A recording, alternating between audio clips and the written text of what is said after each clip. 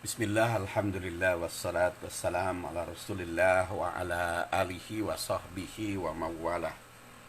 Kaum muslimin rahimakumullah, mitra munkaha dan adik-adik mahasiswa Fakultas Tarbiyah Unisba, kita akan melanjutkan bahasan hukum khamar, narkoba, maisir atau perjudian. Merupakan bagian terakhir saya kira ya.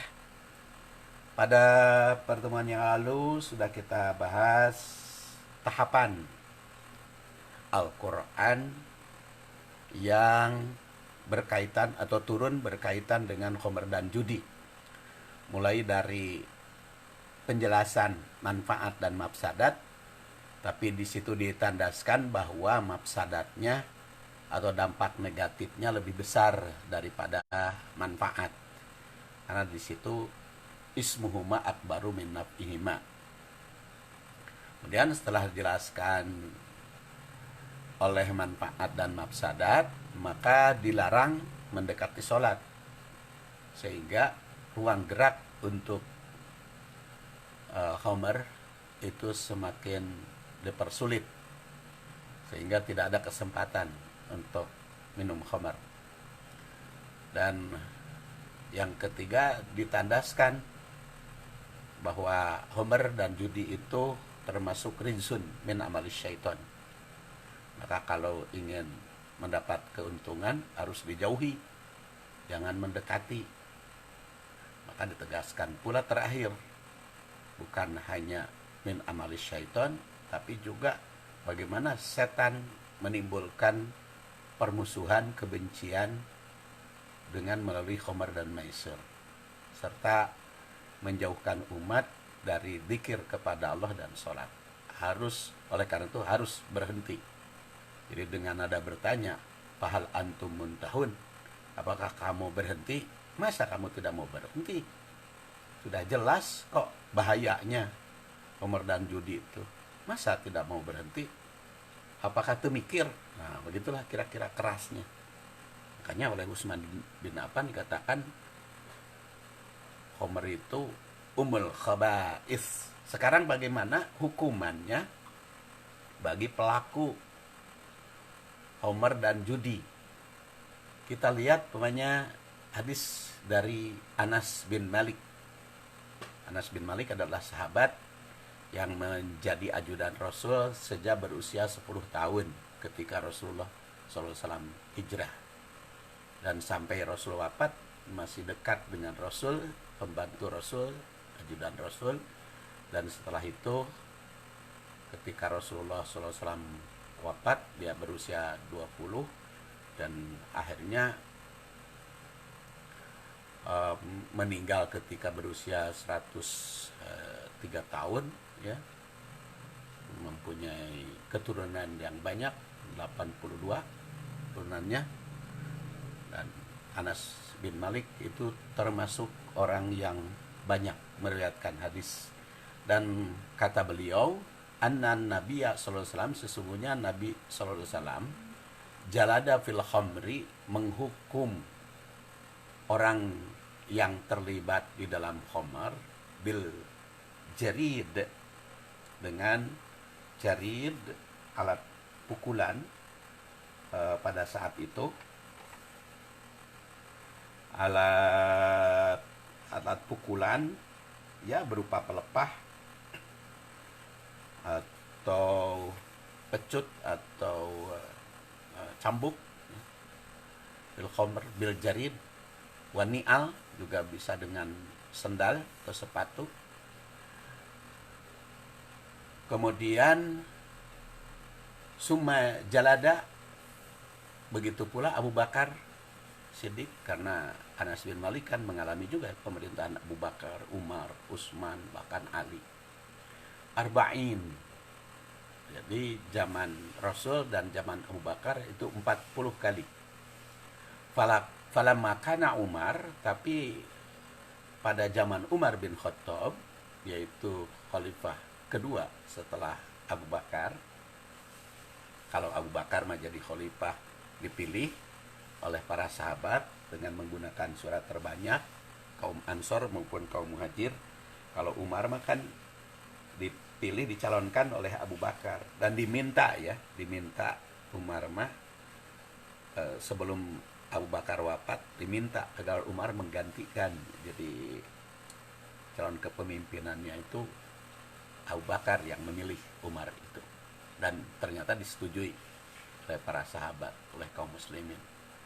Nah, karena Umar wadanan nas firrid, jadi tatkala pada Umar bin Khattab, manusia itu semakin banyak jumlahnya dan berdatangan dari berbagai tempat, wal qura, dari kampung-kampung, dari berbagai daerah, dari berbagai tempat.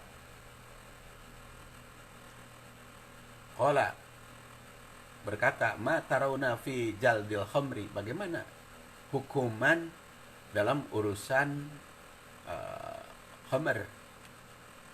Khamr itu seperti saya uraikan pada waktu yang lalu, segala sesuatu yang menimbulkan gangguan akal. Jadi bisa minuman keras, bisa narkotik, bisa bisa narkoba, apapun yang menimbulkan gangguan akal pikiran.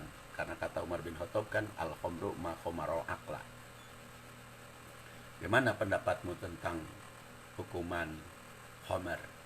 Ketika zaman Umar semakin bertambah banyak umat, semakin berdatangan dari berbagai daerah. Faqala Abdurrahman bin Auf, maka Abdurrahman bin Auf berpendapat, ara antaj alaha ka akhafil hudud. Aku berpendapat agar hukumannya itu seringan-ringan hudud. Seringan-ringan hukuman hudud. Fajalada Umar samanin.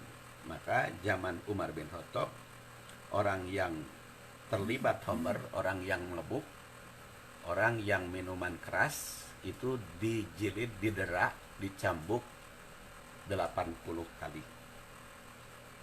Jadi kalau tadi zaman Rasul, zaman Abu Bakar 40 kali, tapi kalau zaman Umar 80 kali. Ini apakah Umar bin Khattab membuat cara baru, merupakan perbuatan melebihi Rasul, dan Abu Bakar merupakan termasuk perbuatan bid'ah, melakukan sesuatu? Maka kita terangkan atau kita lihat riwayat yang lain. Atian Nabi sallallahu alaihi wasallam birojulin, utian Nabi sallallahu alaihi wasallam, Rasul sallallahu alaihi wasallam didatangi rojulin qad syarimal khamr. Peminum khamr, meminum mabuk itu. Fajaladahu bijari dataini, maka Rasul mendera dengan 2 pelapah atau 2 alat cambuk. Nahwa arba'in, sejumlah 40.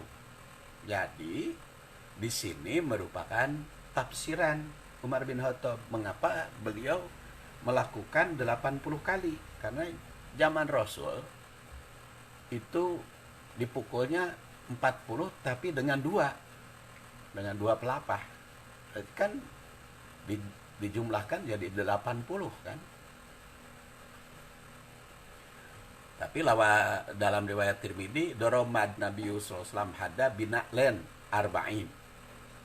Rasul sallallahu alaihi wasallam memukul dengan 2 sendal, 2 pemukul, arba'in 40. Jadi dipahami karena pakai 2 sendal berarti 40 itu sama dengan 80.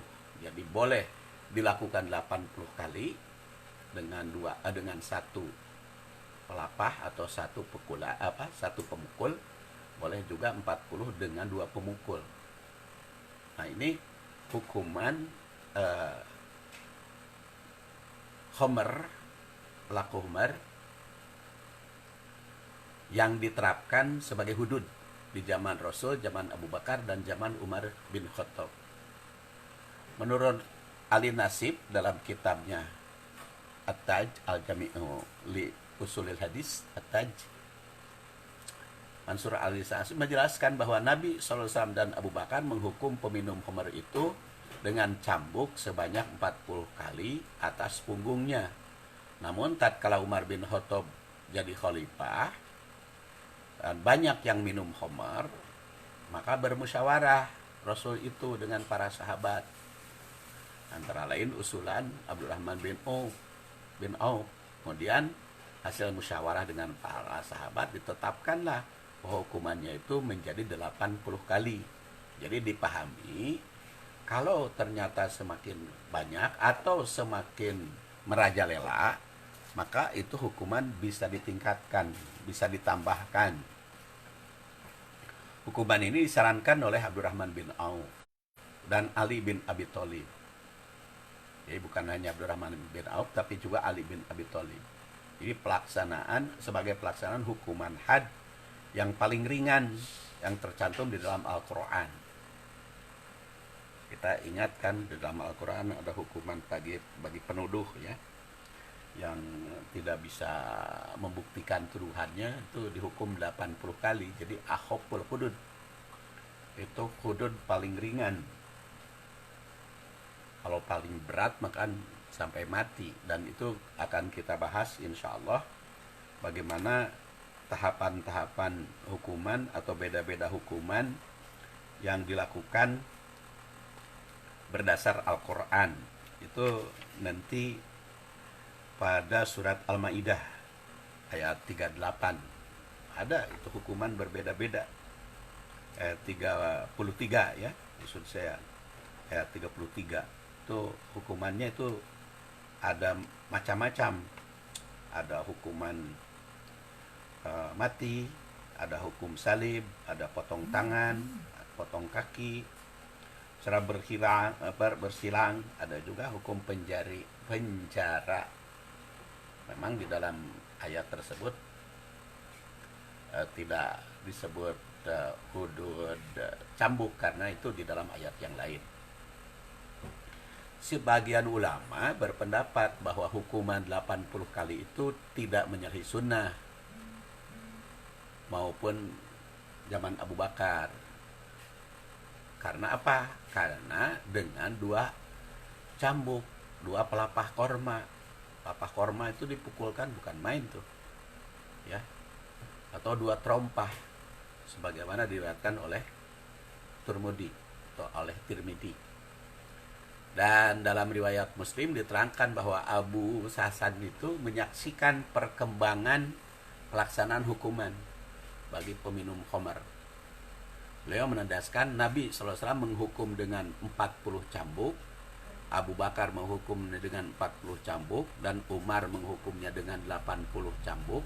Semuanya itu termasuk sunnah dari Rasul. Dan itulah hukuman yang saya senangi. Jadi kalau Umar bin Khattab melaksanakan 20 itu juga sebagai sunnah dari Rasul, karena hadis sahabi ya, Umar bin Khattab itu seperti pada waktu yang lalu saya uraikan, hadis itu kan ada hadis qudsi yang isi redaksi dari Allah, ada hadis nabawi isi dari Allah, redaksi dari Rasul, ada hadis sahabi isi dari Rasul, redaksi sahabat, dan itu semua menjadi hukum, menjadi sunnah Rasulullah SAW. Jadi tidak bisa kita membantahnya. Pertama, dari sudut pemahaman beliau di zaman Rasul dengan 2 cambuk. Kedua, boleh hukuman diperberat akibat perbuatannya, diperingan akibat perbuatannya juga. Jadi hukuman itu bisa berjalan sesuai dengan perkembangan zaman, sesuai dengan kelakuan si pelaku pelanggar. Itu bisa diperberat, bisa diperingan atas dasar pertimbangan hakim. Keterangan di atas menunjukkan bahwa hukuman bagi peminum khamr itu bisa dilakukan cambukan dengan menggunakan apa saja yang dapat dipukulkan, karena di situ kan cambukannya macam-macam ya. Jadi disesuaikan dengan perkembangan zaman. Nah, mungkin kalau sekarang hukum cambuknya dengan cambuk khusus, sedangkan jumlah minimal 40 kali dan maksimal 80 kali.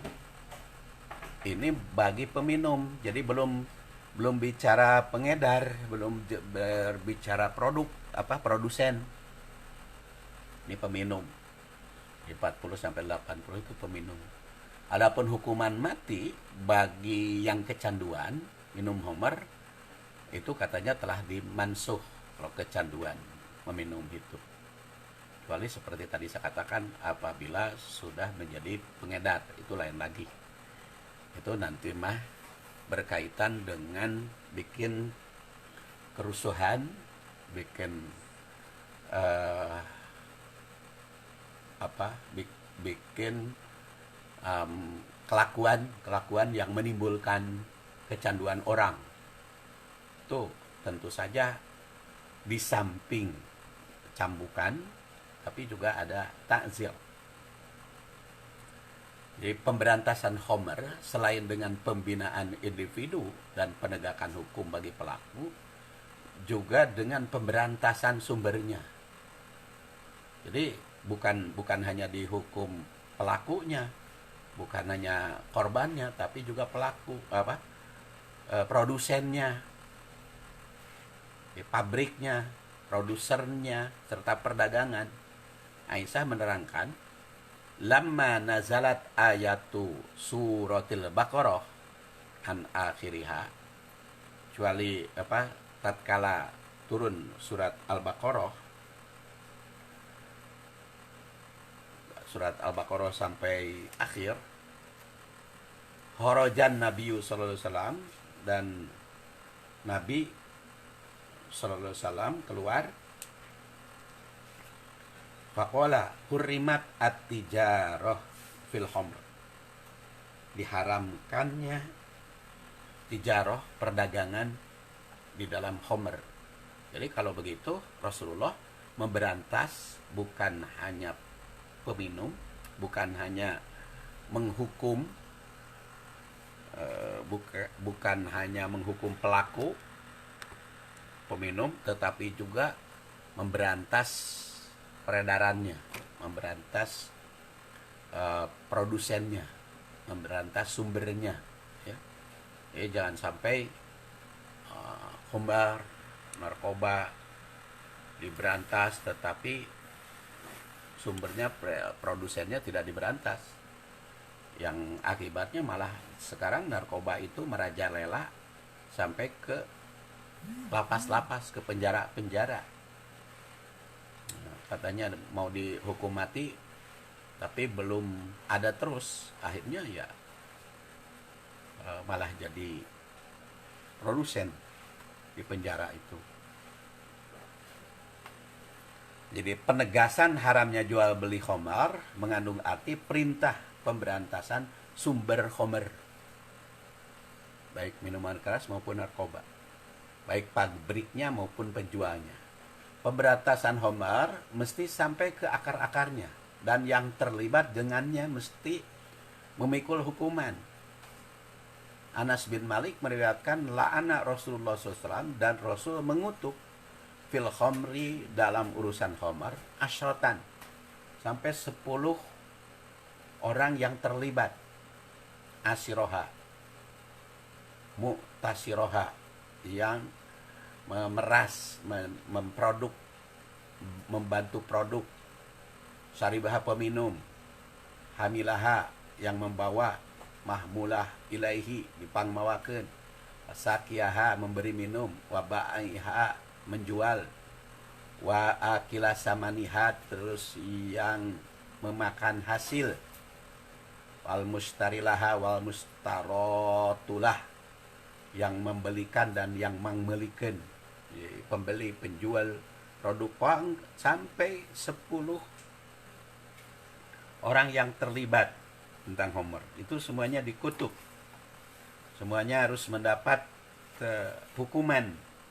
Jadi baik itu Homer hingga 10 personil, yaitu yang dibuatkan, peminum, dibawakan, yang memberi minum, penjual, yang mengambil keuntungan dari penjualan, yang membeli, dan yang dibelikan untuknya. Sampai 10 personil keterkaitan Homer. Jadi harusnya pihak pemerintah atau di Indonesia tuh Badan Nasional Pemberantasan Narkoba, BNPN ya, yang pemberantasan narkoba itu seharusnya sampai 10 yang terlibat harusnya diberantas, harusnya dihentikan. Karena kalau tidak diberantas semua, ya seperti sekarang ini, kesulitannya kan malah merajalela ke masyarakat, ke artis-artis, ke personil, ke orang-orang tenar. Itu akibat dari kurang serius pemberantasannya, kurang betul-betul memberantasnya. Jadi hanya ya dianggap main-main. Berdasar hadis ini, siapapun yang terlibat dengan Homer mendapat kutukan, mesti diberantas dan patut dihukum. Adapun hukuman bagi yang terlibat Homer disesuaikan dengan bobot keterlibatannya.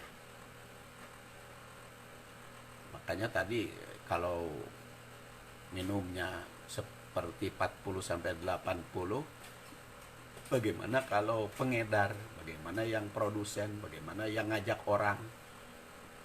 Adapun hukuman bagi yang terlibat Homer disesuaikan dengan bobot keterlibatan.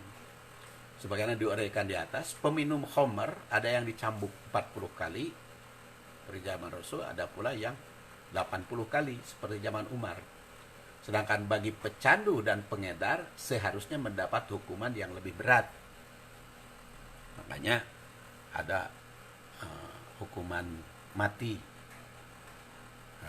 Bahkan di dalam hadis lain diterangkan, walaupun ada yang mengatakan dimansuh, tapi itu sebetulnya bisa juga dilihat dari sudut lainnya. Hukuman mati bagi pengedar narkoba itu ada kaitan dari zaman para sahabat. Homer itu harus diberantas sampai ke akar-akarnya, tidak bisa dibiarkan karena kan sudah jelas bahayanya bagi kita, bagi masyarakat, ya, bagi generasi penerus.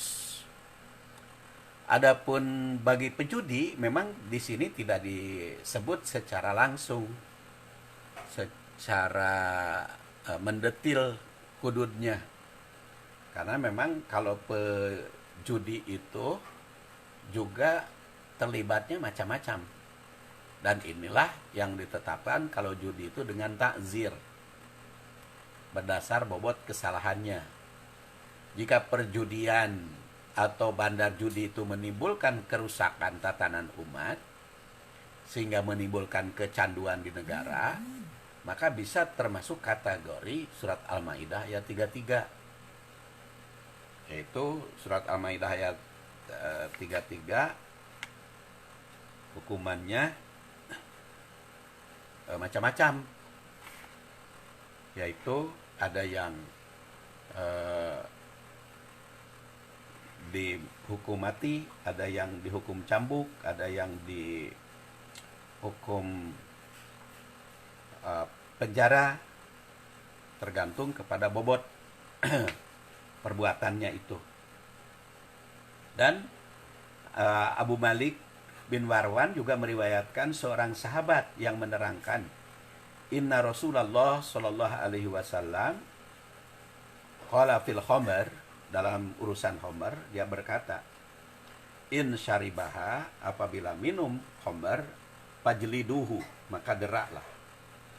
Summa in ada, tapi kalau kembali meminum, fajliduhu, deraklah.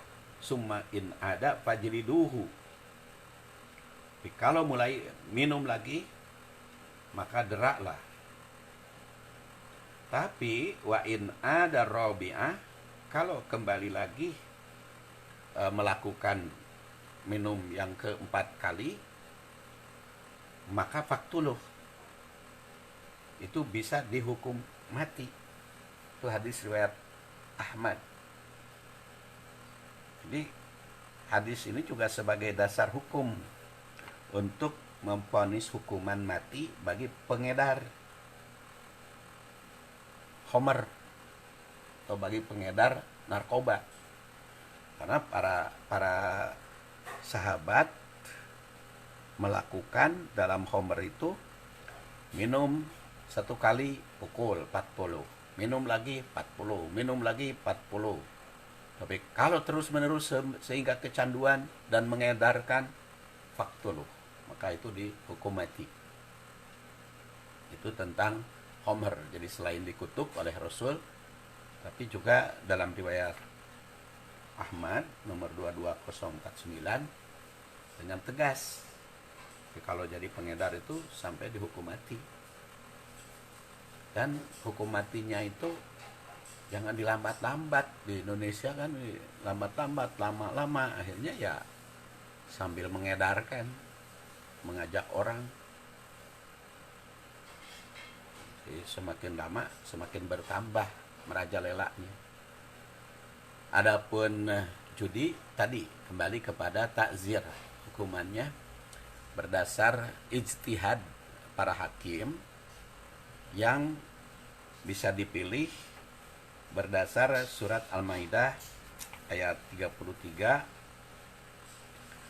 yang Al-Maidah ayat 33-nya, innama jazaa'ul ladzina yuharibunallaha wa rasulah wa yas'auna fil ar fasadan ayyuqattalu.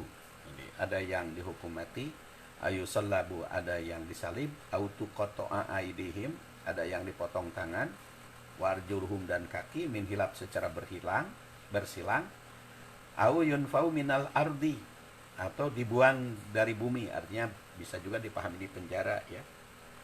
Dzalika lahum hijun fid dunya, itu merupakan dosa atau hukuman di dunia, hijun fid dunya. Walahum fil akhirati adzabun adzim, sedangkan di akhirat ada siksaan yang sangat berat. Dan insya Allah hukuman berdasar ayat 33 surat Al-Maidah akan kita bahas lebih lanjut. Jadi tegaslah hukum khamar dan judi, termasuk khamar itu kepada narkoba, dan judi itu termasuk juga dalam bentuk apapun, dan bisa sekupnya kecil, besar, bisa jadi konsumen maupun produsen, dan produsen itu lebih berat daripada konsumen. Jadi sponsor atau yang memproduksi lebih berat hukumannya dibanding dengan yang korban terlibat. Insyaallah kita akan berlanjut dalam kajian berikutnya. Subhanakallahumma wa bihamdik, asyhadu an la ilaha illa anta, astaghfiruka wa atubu ilaik. Assalamualaikum warahmatullahi wabarakatuh.